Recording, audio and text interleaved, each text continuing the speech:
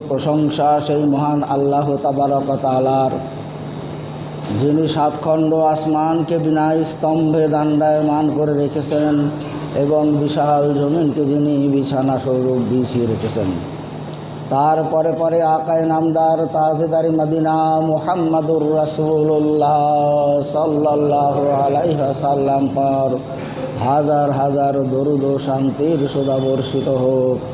আমিন, আল্লাহুম্মা আমিন। আমি দুইটি আয়াত দুই জায়গা থেকে পাঠ করেছি। একটা হলো সূরা বানী ইসরাঈলের 85 নম্বর আয়াত, আর দ্বিতীয়টা হলো সূরা কাহাফের 83 নম্বর আয়াত। এই দুইটি আয়াতকেই সামনে রেখে সংক্ষিপ্ত আলোচনা রাখব ইনশাআল্লাহ। আল্লাহ রাসূল যখন মক্কার বুকে অবস্থান করছিলেন প্রথম দিকেই, সে সময় মক্কার কুরাইশরা, মুশরিকরা, মক্কার কাফেররা নানানভাবে আল্লাহ রাসূলকে হ্যাকেল করার, অপদস্থ করার, বিব্রত করার নানান ধরনের চেষ্টা তারা করত। তো এক সময় ওই রকম একটা ঘটনা, মক্কার যারা কাফের, কুরাইশ, মুশরিক, এরা ইহুদিদের সঙ্গে একটা যোগ সাজস করল। মানে ধর্ম সম্পর্কে, আসমানি ধর্ম সম্পর্কে, আসমানি কিতাব সম্পর্কে মক্কার কুরাইশদের তাদের খুব একটা ধারণা ছিল না। মক্কার যারা মুশরিক তাদেরও ছিল না, তারা দেবদেবী নিয়েই চলত। আর যারা কাফের তারা তো সব অস্বীকার করত, ফলে তাদের চর্চার কোনো ব্যাপারই ছিল না। ফলে এই ধর্ম সম্পর্কে তাদের খুব একটা জ্ঞান ছিল না। আল্লাহ রাসূল যখন ধর্ম প্রচার করতে লাগলেন, আল্লাহ তাআলা একটা একটা করে আয়াত দিয়ে পরপর বিধান দিতে শুরু করলেন। সে সময় এর মোকাবেলা করা, এইগুলো নিয়ে চিন্তাভাবনা করা গভীরভাবে এই মক্কার ওই কাফের এবং মুশরিকদের মধ্যে তা ছিল না। মানে যেহেতু আসমানি কিতাব সম্পর্কে তাদের ধারণা ছিল না খুব একটা। কিন্তু যারা ইহুদি, ওদের কাছে আসমানি কিতাব ছিল। মূসা আলাইহিস সালামের ওপরে আল্লাহ তাআলা যে তাওরাত কিতাব অবতীর্ণ করেছিলেন, সেই আসমানি কিতাব আমাদের যেমন কোরআন মাজিদ, এটা হলো আসমানি কিতাব আল্লাহ তাআলা অবতীর্ণ করেছেন। তো ইহুদিদের সেই তাওরাতে আমাদের কোরআনের মধ্যে যেমন অনেক ঘটনা আছে যেগুলো আল্লাহ তাআলা কোরআনে না বললে আমরা কোনো দিনই তা জানতে পারতাম না। কোরআনের মাধ্যমেই সেইগুলো আমরা জেনেছি। ওই রকম তাওরাতের মধ্যেও এমন কিছু ঘটনা আছে, ছিল, যেগুলো ওই তাওরাতে আল্লাহ তাআলা না দিলে সে যুগের মানুষ তা জানতে পারত না। এখন রাসূলকে অপদস্থ করতে হবে, ও আদৌ নবী কিনা সেটাকে যাতে প্রমাণ না করতে পারে, এই জন্য মক্কার কুরাইশরা, মুশরিকরা মিলিতভাবে ইহুদিদের সঙ্গে বৈঠক করল। তারা বলল, আসমানি কিতাবের কথা বলছে, আল্লাহ তাআলার ওহীর কথা বলছে, এক আল্লাহর কথা বলছে, তো এর মোকাবেলা কি আমরা করতে পারবো না? তোমরা তো ধর্ম সম্পর্কে খুব চর্চা করো। তো ইহুদির যারা পণ্ডিত ব্যক্তি, ইহুদিদের যারা আলেম, তারা বলল, হ্যাঁ ঠিক আছে, আমরা একটু চিন্তাভাবনা করি, তারপর তোমাদেরকে বলবো। তারপর তাদের মধ্যে একটা বৈঠক হলো, ইহুদি ওলামাদের মধ্যে একটা বৈঠক হলো। সেই বৈঠকের ভিতরে তারা 3টি প্রশ্ন ঠিক করলো নিজেদের মধ্যে, যে এই প্রশ্নগুলো ওই আল্লাহর রাসূলের সামনে গিয়ে পেশ করা হবে। এই প্রশ্নের উত্তর দুনিয়ার কোনো মানুষ দিতে পারবে না, একমাত্র যদি কেউ নবী থাকে, কেউ রসুল থাকে, এর উত্তর তার পক্ষে দেওয়া সম্ভব। নবী রসুল ছাড়া দুনিয়ার কোনো মানুষ এই প্রশ্নের উত্তর দিতে পারবে না। তো আমরা এই প্রশ্নগুলো তার সামনে উপস্থাপন করব। সে যদি সত্যিই নবী হয় তাহলে এর উত্তর সে দিতে পারবে, আর যদি নবী না হয় তাহলে উত্তর দিতে পারবে না। আর ওরা জানতো উনি লেখাপড়া জানেন না, নিরক্ষর মানুষ, ওনার পক্ষে তো সম্ভবই নয়। তাহলে যখন সেই প্রশ্নের উত্তর দিতে পারবে না, তখনই আমরা ওর নবুয়াতিটাকে ক্যান্সেল করে দেব। তো এই ঘটনাকে সাক্ষী রাখার জন্য অনেক লোক তারা জোগাড় করেছিল, ইহুদি, মুশরিক, কাফের, কুরাইশ, অনেক লোক একসঙ্গে এসে রাসূলের সামনে আসলো, এসে তাদের মধ্যে প্রতিনিধিত্বমূলক 4-5 জন ইহুদি আলেম তারা আল্লাহ রাসূলের সামনে বসলো। আর সমস্ত লোক সব বসে আছে, কেউ দাঁড়িয়ে আছে, এরকম অবস্থা। আল্লাহ রাসূলকে প্রশ্ন করবে, আর সেই প্রশ্নের উত্তর আল্লাহ রাসূলকে দিতে হবে, তবে তিনি নবী, ওরা নবী বলে মানবে, মানে ঈমান আনবে না, উনি নবী এই বলবে। আর না দিতে পারলে ওখানেই ক্যান্সেল। এখন প্রশ্ন কি হবে কেউ তো জানে না। ওরা তাওরাত থেকে বেছে বেছে খুব গুরুত্বপূর্ণ বিষয়, যা সত্যিই সাধারণ মানুষের জানার কথা নয়, তারা এবার আল্লাহ রাসূলের সামনে প্রশ্ন করল। এই কথা বলল, দেখুন আমরা যে প্রশ্ন আপনার সামনে রাখছি, এই প্রশ্নের উত্তর আমরা জানি নবী রসুল ছাড়া কারো পক্ষে দেওয়া সম্ভব নয়। তো আপনি যদি সেই প্রশ্নের উত্তর দিতে পারেন তাহলে জানবো আপনি নবী, আল্লাহ আপনাকে প্রেরণ করেছেন। আর যদি সেই প্রশ্নের উত্তর আপনি না দিতে পারেন তাহলে আপনার নবুয়তির দাবি করাই ব্যর্থ, আপনি নবী নন। এগুলো আগে আগেই বলে ফেলল। তারপরে বা প্রশ্ন করছে 3টে প্রশ্ন। প্রশ্ন হলো আসহাবুল কাহাফ কী জিনিস? আসহাবুল কাহাফ কী জিনিস? 2-3টে জুমার আগে আপনারা শুনেছেন আসহাবুল কাহাফ। 2 নাম্বার প্রশ্ন হলো রূহ কী জিনিস? রূহ জীবন, এই যে আমাদের মধ্যে যে রূহ আছে, এই রূহ কী জিনিস? আর 3 নাম্বার প্রশ্ন হলো জুলকারনাইন কে? জুলকারনাইন কে? 3টে প্রশ্ন তারা করল। আল্লাহ তাআলা, সত্যিই সাধারণ মানুষের বলা সম্ভব নয়, আল্লাহ তাআলা আসহাবুল কাহাফ সম্পর্কে সমস্ত আয়াত অবতীর্ণ করে আল্লাহ রাসূলকে জানিয়ে দিলেন। আল্লাহ রাসূল আসহাবুল কাহাফ সম্পর্কে বিস্তারিতভাবে বললেন, যা আল্লাহ তাআলা বলেছেন, যা ওই ইহুদি আলেমরাও অত বিস্তারিত জানত না। তারা সেই প্রশ্নের উত্তর শুনে খুব মুগ্ধ, ওর উপরে আর কোনো তারা প্রশ্ন করেনি। এইবার দ্বিতীয় প্রশ্ন করেছে ইয়াসআলুনাকা আনির রূহ। আল্লাহ তাআলা বলছেন তোমাকে প্রশ্ন করছে রূহ সম্পর্কে, বল তুমি বলে দাও, আর রূহ মিন আমরে রাব্বি ওয়া মা উতিতুম আলাইকুম মিনাল ইলমি ইল্লা কালিলা। আর রূহ আল্লাহ তাআলার একটা নির্দেশ মাত্র। আর এই বিষয়ে রূহ সম্পর্কে আল্লাহ তাআলা খুব বেশি জ্ঞান তোমাদেরকে দেয়নি। ওয়া মা উতিতুম আলাইকুম মিনাল ইলমি ইল্লা কালিলা, খুব সামান্য জ্ঞান এই বিষয়ে তোমাদেরকে দেওয়া হয়েছে। ফলে এই বিষয়ে এই কথা আল্লাহ তাআলা বলতে চাইছেন যে এই রূহ সম্পর্কে তোমরা খুব বেশি চর্চা করতে যেও না, তার কারণ এই সম্পর্কে তোমরা উপলব্ধি করতে পারবে না। রূহ কী জিনিস তার বিস্তারিত বিষয় তোমাদের পক্ষে জানা সম্ভব নয়, তার কারণ আমি নিজেই তোমাদেরকে এই বিষয়ে খুব অল্প জ্ঞান দান করেছি। তো এখন রূহ হলো, রূহ প্রত্যেকটা জীবন্ত যারা মানুষ এবং জীব অন্যান্য প্রাণী সকলের মধ্যেই রূহ আছে। এই রূহ সম্পর্কে বর্তমান মানুষ যারা গবেষণা করে তারা অনেকেই ভাবে, সাধারণ মানুষ আমাদের ভাবনার কথাই নয়, আমরা জানি আমরা জীবিত আর অমুক লোকটা মরে গেল। তাহলে যে লোকটা মারা গেল আর যে জীবিত আছে, দুটো মানুষের মধ্যে তফাৎ কি? ও মৃত্যু আর এ জীবিত, এর তফাৎ হলো এর ভিতরে রূহ আছে আর যে মারা গেছে তার ভিতরে রূহ নাই, এটাই হলো তফাৎ। রূহ না থাকলে সে মৃত্যু, আর রূহ যতক্ষণ থাকবে ততক্ষণ সে জীবিত। তাহলে রূহটা কি জিনিস? রূহ তো প্রত্যেকের মধ্যেই আছে, আমাদের মধ্যেও রূহ অবস্থান করছে, এটা কি? তখন আল্লাহ রাসূলকে আল্লাহ তাআলা বললেন, ওই প্রশ্নকারীদেরকে তুমি বলে দাও যে ওয়ার রূহ মিন আমরে রাব্বি, এই রূহ হলো আল্লাহ তাআলার একটা নির্দেশ মাত্র, আল্লাহ তাআলার আমর, আল্লাহ তাআলার হুকুম। এই আল্লাহ তাআলা প্রত্যেকটা জীবন্ত মানুষ এবং অমানুষ সবার ভিতরে আল্লাহ তাআলা দিয়ে রেখেছেন, সেটা হলো আল্লাহর নির্দেশ। আল্লাহ তাআলার এই নির্দেশ, আল্লাহ তাআলার হুকুম, এটা হলো, এটাকেই রূহ বলা হচ্ছে।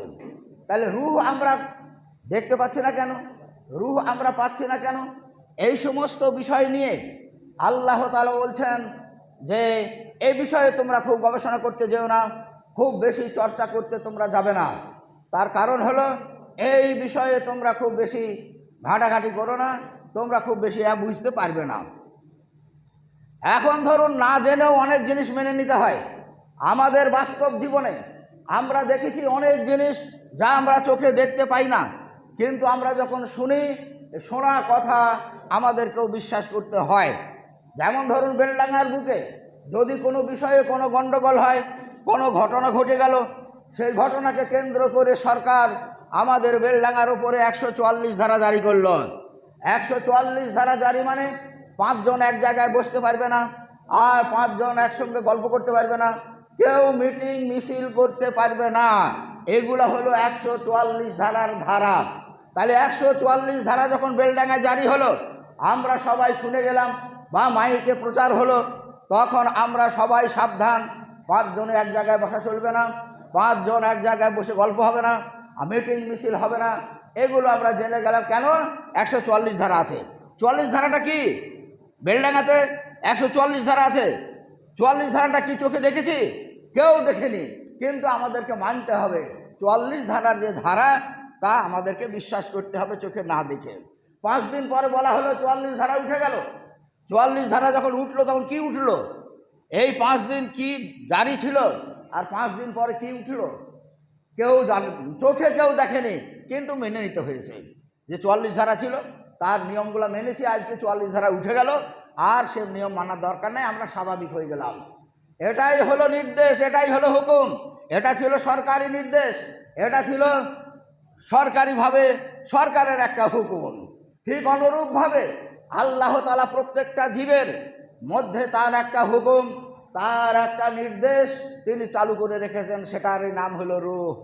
আর সেই রূহের সঙ্গে আল্লাহ তাআলা তার বিধানকেও জারি করে রেখেছেন। রূহ যেমন আল্লাহ তাআলা দিয়েছেন, সেই রূহের সঙ্গে সঙ্গে আল্লাহ তাআলা তার বিধানও দিয়েছেন। তার বিধান কি? ওয়ামা খালাকতুল জিন্না ওয়াল ইনসা ইল্লা লিয়াবুদুন। এ আল্লাহ তাআলা মানুষের ক্ষেত্রে এই কথা বলেছেন যে আমি তোমাদেরকে সৃষ্টি করেছি একমাত্র আমার উপাসনার জন্য। জিন এবং মানুষকে সৃষ্টি করা হয়েছে আমার উপাসনা এবং গুণগান করার জন্য। তাহলে আল্লাহ তাআলার সেই নির্দেশ আমরা যদি পালন করি, তাহলে আল্লাহ তাআলার বিধান আমাদের মানা হলো। আর আমরা যদি সেটা লঙ্ঘন করি, তাহলে আল্লাহ তাআলা সেই লঙ্ঘনকারীর জন্য বিচারের জন্য নির্ধারিত দিন রেখেছেন, সেদিন অবশ্যই তার বিচার হবে। আমরা যেমন 44 ধারায় যদি 5 জনে বসে এক জায়গায় গল্প করি, সরকার কি করবে? 5 জনকে ধরবে, অ্যারেস্ট করা হবে। কেন? সে 44 ধারার নিয়মকে লঙ্ঘন করেছে। সেই জন্য এবার যদি কেউ মিটিং মিছিল করে, তাহলে সেও 44 ধারার নিয়মকে লঙ্ঘন করলো, ফলে তাকেও অ্যারেস্ট করা হবে, ধরা হবে, তার বিচার হবে। কেন? সরকারি নির্দেশের সে লঙ্ঘন করেছে, ভঙ্গ করেছে নিয়মকে।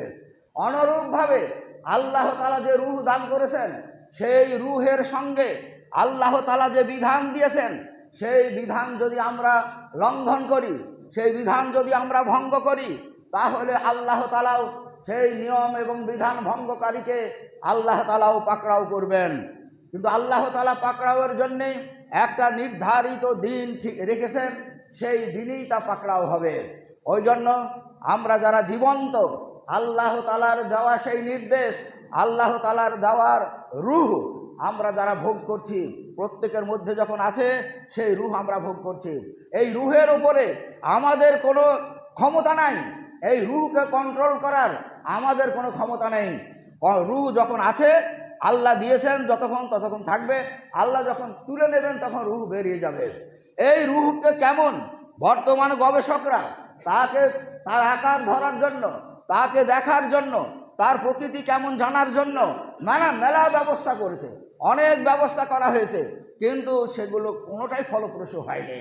শোনা যায় যে মৃত ব্যক্তির তার মৃত্যুর পূর্ব মুহূর্তে কাঁচের ঘর বানানো হয়েছে, যার মধ্যে কোনো ছিদ্র নেই, কোনো ছিদ্র থাকবে না, তার ভিতরে অক্সিজেন দিয়ে সেই মৃত্যুর পূর্ব মুহূর্তে লাশকে তার ভিতরে দিয়ে পুরো বন্ধ করে দেওয়া হয়েছে।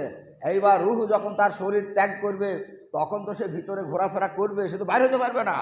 কাঁচের ঘরের ভিতরে যেহেতু বাহির থেকে আমরা দেখতে পাবো, তার রুহটা বাইর হলো, আর তার রুহ ভেতরে চলাফেরা করছে কেমন তা আমরা দেখতে পাবো। এই বলে নানানভাবে ক্যামেরা সেট করে মানুষ নজর দিয়ে আছে। আর ডাক্তাররা দেখবেন অনেক রুগী সম্পর্কে বলতে পারে এ আর 10 মিনিট বাঁচবে, 1 ঘন্টা বাঁচবে, অনেকে দিনও বলতে পারে 15 দিন পরে মারা যাবে। এই রকম নির্ধারিত দিনের পূর্ব মুহূর্তে তাকে রাখা হয়েছে। তার মৃত্যুর সময় যখন আসলো, রুহ বেরিয়ে গেল। কেমন করে বাইর হলো? কাঁচের এক কোণা চটে গেছে। কানে কাঁচের সমস্ত বন্ধ করা ছিল, কেউ হাত দেয়নি, কিন্তু রুহ মানুষের দেহ যখন ত্যাগ করেছে কাঁচের এক কোণা চটে গেল, বেরিয়ে চলে গেল, কারো দেখা সম্ভব হলো না। মানুষের রুহ মানুষের চোখ দিয়ে বাইর হয়।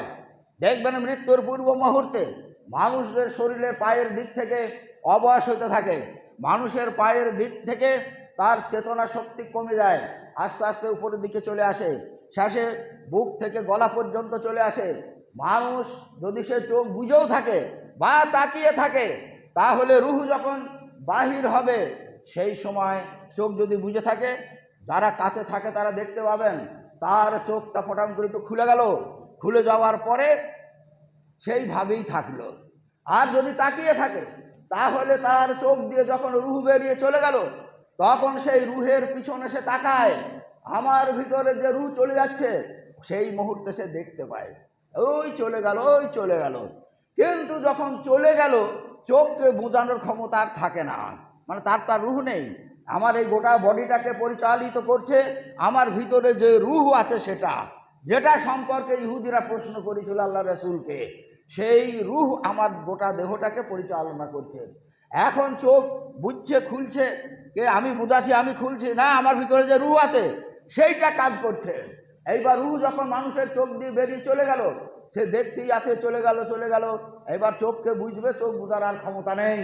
যার জন্যে মৃত্যু ব্যক্তির পূর্ব মুহূর্তে যে সমস্ত ব্যক্তিরা তার পাশে থাকবে তাদের প্রতি আল্লাহ রাসূলের নির্দেশ যে তারা তার চোখটাকে বুঝিয়ে দেবে।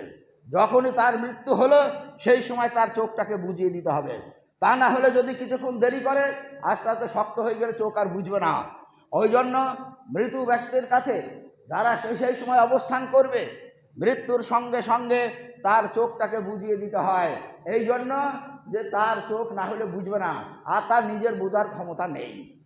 তাহলে এই যে বেরিয়ে গেল, শরীরটাকে নিথর করে রেখে যে জিনিসটা চলে গেল সেটাই হলো রূহ, সেটাই হলো রূহ। আর ইহুদিরা আল্লাহ রাসূলকে ওই প্রশ্নই করেছিলেন, ওয়ায়াসালুনাকা আনির রূহ। আল্লাহ তাআলা নবীকে বলছেন, হে নবী, তোমাকে তোমাকে ওই লোকগুলো রূহ সম্পর্কে জিজ্ঞাসা করছেন, তুমি বলো। কুল, হে নবী তুমি ওদেরকে বলো, আর রূহ মিন আমরে রব্বি, রূহ হলো আমার আল্লাহর, আমার প্রভুর একটা নির্দেশ মাত্র, একটা হুকুম মাত্র।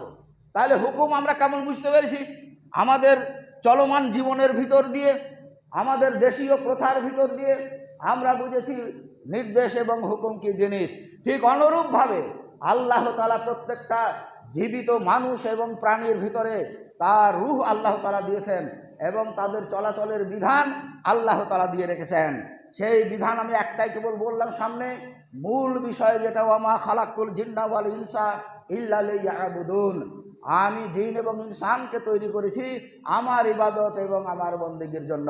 তাহলে আমরা যখন সেই আল্লাহর রূহকে যখন আমরা ভোগ করছি, আল্লাহ তাআলার সেই নির্দেশ আমাদেরকে পালন করতে হবে, আল্লাহ তাআলার ইবাদত বন্দেগী আমাদেরকে করতে হবে।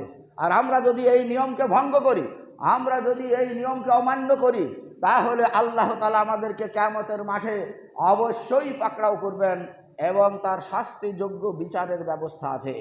সেই জন্য আল্লাহ তাআলা আগে থেকে আমাদেরকে এই সমস্ত বিষয়ে সজাগ করেছেন। তো যাই হোক, আমরা সবাই অ্যালার্ট থাকব, সজাগ থাকব, আমরা যেন আল্লাহ তাআলার ইবাদত এবং বন্দেগী করে বাকি জীবনটা আমরা কাটাইতে পারি। তাহলে ইহুদিদের প্রশ্ন ছিল তিনটে, একটা 2 জুমার আগে আলোচনা হয়েছে আসহাবুল কাহাফ, আর আজকে হলো আর রূহ, রূহ কি জিনিস দুটো, আর একটা থাকলো জুলকারনাইন, তার আয়াতটাও পড়েছিলাম, আজ আর তার ব্যাখ্যা সম্ভব হবে না। আল্লাহ তাআলা বলেছেন ইয়াসালুকা আন জিলকির নাইন, তোমাকে জিলকার নাইন সম্পর্কে ওরা প্রশ্ন করছে। কুল সাআতুলু আলাইকুম মিনহু যিকরা, এখন তোমাদেরকে আমি জুলকার নাইন সম্পর্কে বর্ণনা করব। এটা সূরা কাহাফের ৮৩ নম্বর আয়াতে আল্লাহ তাআলা বলেছেন। এই জুলকার নাইন সম্পর্কে আগামী জুমাতে আলোচনা হবে ইনশাআল্লাহ। ওয়ামা তাওফিকি ইল্লা বিল্লাহ।